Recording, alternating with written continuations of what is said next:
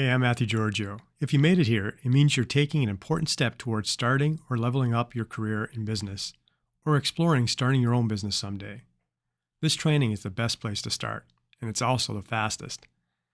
Now, if you're interested in exploring starting your own business someday, note that later in this course, you'll have access to a guide that walks you through the first 5 steps to start a business, where you can identify your interests and skills, your business idea, and complete a very simple business model canvas.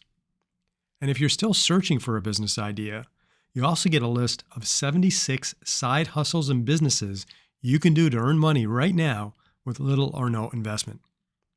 But before you tackle those resources, we're going to do something much more important.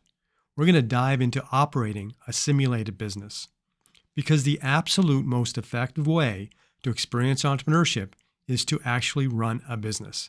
And we're going to do that together by playing a series of business simulations. This is a super powerful learning methodology that enables us to explore the fundamentals of entrepreneurship and business management in the quickest way possible. But before we begin, let's review some basic concepts. The essence of entrepreneurship or business ownership is selling a good or service to a customer. I'm going to use the word product to refer to both goods and services. The product may be something you created or something created by someone else that you are reselling. People who buy your product are called customers. Customers give you money and you give them your product. The money that customers give you is used to pay the bills incurred to operate your business. If after you pay your bills, there's money remaining, that is your profit. In other words, if customers pay you more money than the money you spend to win and serve your customers, then that's your profit. We're going to experience all of this in a series of business simulations that get progressively more challenging. The first of which is a simple lemonade stand.